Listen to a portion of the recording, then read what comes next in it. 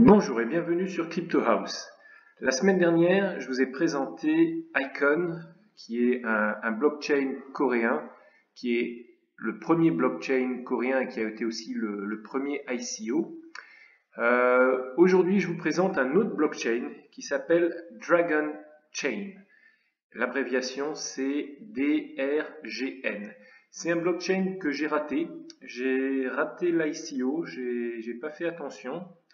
Et j'ai aussi raté l'introduction du coin en bourse. Je m'y suis intéressé simplement la semaine dernière où j'ai commencé à investir.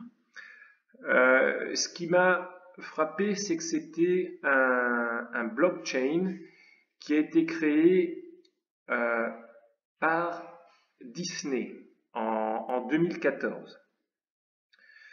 Ensuite, en 2015 et 2007, le blockchain donc a avancé jusqu'à une application qui est aujourd'hui en production, on peut dire, en tout cas pour une partie du blockchain. Et ensuite, les employés de Disney sont partis et ont créé donc la société Dragon Chain. Donc, le fait que ce soit un blockchain qui a été créé au début par Disney, donc vraiment une grosse société. En général, les blockchains sont créés par de toutes petites structures. M'a intéressé aussi le fait que ce soit un blockchain américain. Ça m'intéresse aussi fortement et je pense qu'il y a un potentiel. On voit que la plupart des blockchains aujourd'hui sont soit européens, soit ça a démarré comme Ethereum avec des Russes.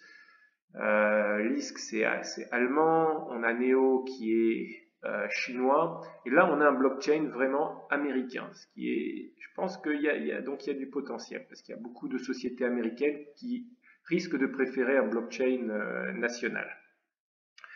Donc, Dragon Chain est aujourd'hui 66 au market cap.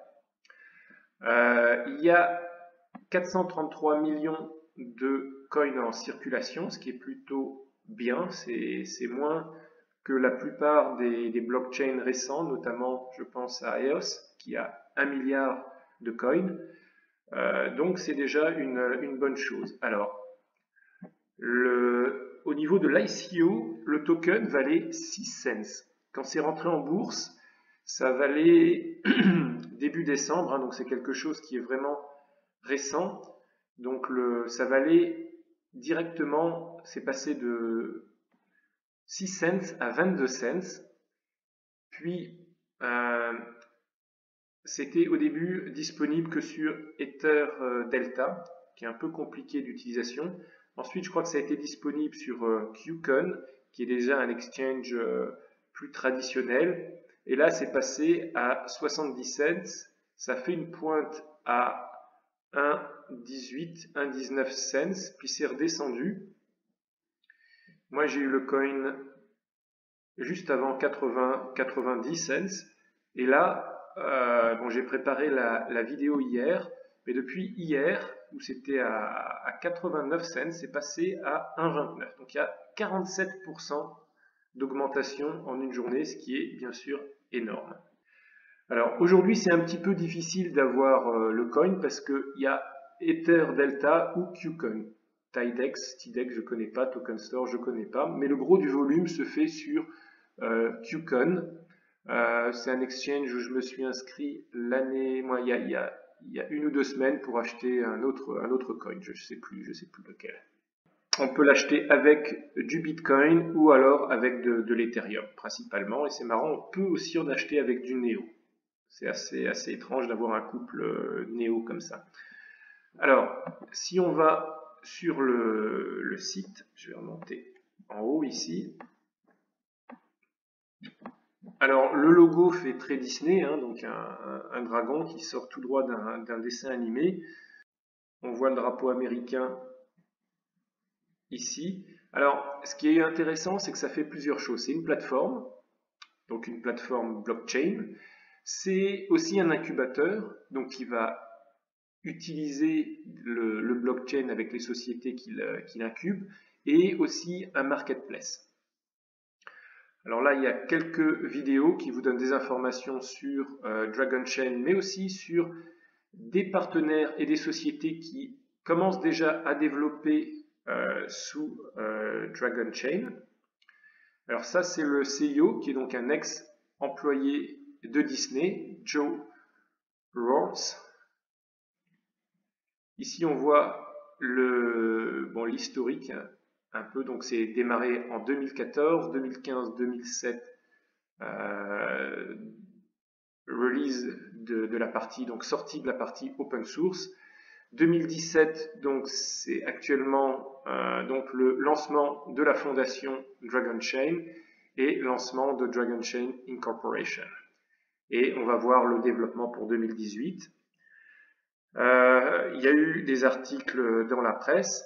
Donc, ce qui est intéressant, c'est que, comme on le voit ici, il est à côté de Seattle, qui est une région féconde en société IT, hein. Microsoft, bien sûr, Amazon, qui sont les plus renommés, mais aussi Starbucks, Expedia, Disney, Boeing, Valve et, tiens, Bitrex, un exchange. Donc, de là à dire que peut-être que Dragon Chain sera annoncé sur Bitrex ou présent sur Bitrex d'ici quelques semaines ou quelques mois, bon, ça n'engage que moi. Mais ce qui est sûr, c'est que quand Dragon Chain sortira sur un exchange plus important, le prix va encore monter. Alors ça, c'est la répartition des coins, donc 55% public offering, donc qui s'est terminé début décembre, 20% pour l'équipe, 10% de réserve, 10% pour la fondation et 5% pour Dragon Fund, donc c'est pas encore ce que c'est. Alors, si on regarde l'équipe, alors c'est pas une grosse équipe, mais donc le fondateur vient de Disney, mais il a aussi participé à des sociétés comme Overstock, Coinbase, donc c'est pas des petites sociétés. Ici, un VP Partnership qui vient de Amazon Payment, GE, General Electric Healthcare et LexisNexis, donc là encore des grandes sociétés. Ici, un directeur de EcoSpace Technologies, je ne sais pas ce que c'est. Donc des gens qui ont en tout cas de l'expérience. Et là, encore d'autres personnes qui viennent de Starbucks, des cofondateurs là, de Xbox, quelqu'un qui vient du FBI, un fondateur aussi. Donc des gens qui ont une bonne expérience. Je ne vois pas ici en tout cas de gens qui développent l'équipe, à moins que certaines des personnes ici développent aussi. Bon, ça c'est un petit peu dommage que ça manque. Alors, ensuite, qu'est-ce qu'on a?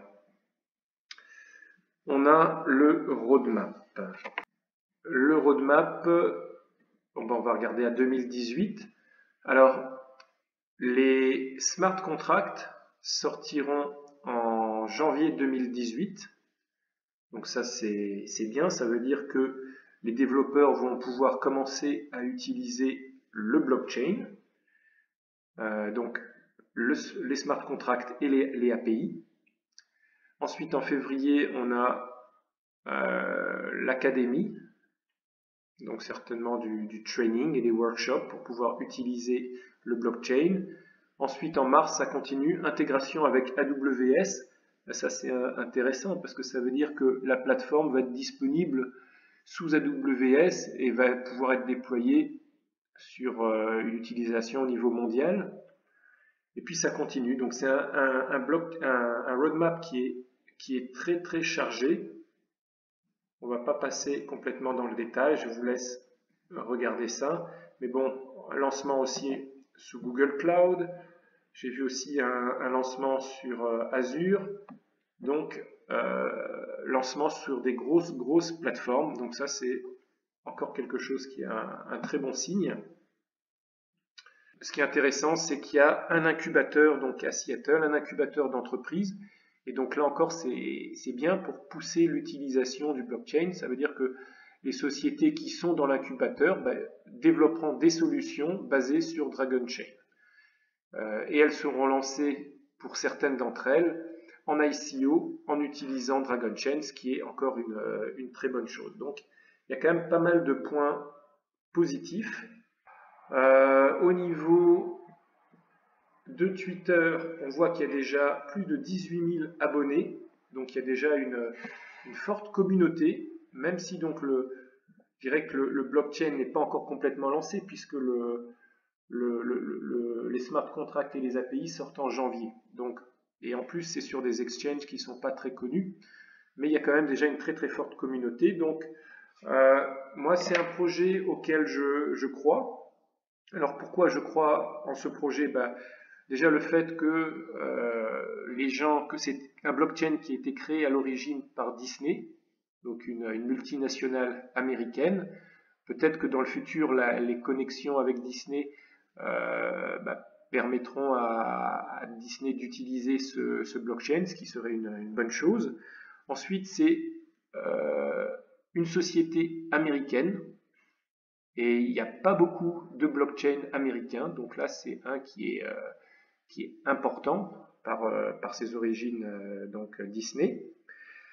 Le roadmap est bien pensé, très détaillé. Ensuite, c'est pas encore listé sur des gros exchanges, donc le coin va monter, c'est sûr, quand il sera listé sur un Bittrex, sur un Binance ou un gros exchange de ce type. Et c'est aussi une plateforme pour faire des ICO. Le point pour l'instant négatif, c'est que j'ai vu qu'ils sont encore en train de rechercher des fonds, donc ils n'ont pas levé encore assez d'argent. Donc pour atteindre leurs objectifs, ils cherchent encore un core funding de 10 millions, un mid-size funding de 25 millions et un large funding de 50 millions. Donc s'ils ne trouvent pas cet argent, le projet va prendre un peu de retard. Et aussi, j'ai l'impression que dans l'équipe, on ne voit pas vraiment qui sont les développeurs du blockchain.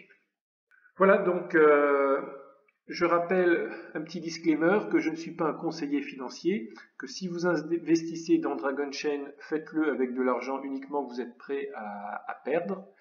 Et moi, je vous dis à bientôt pour de nouvelles revues. Ciao, ciao!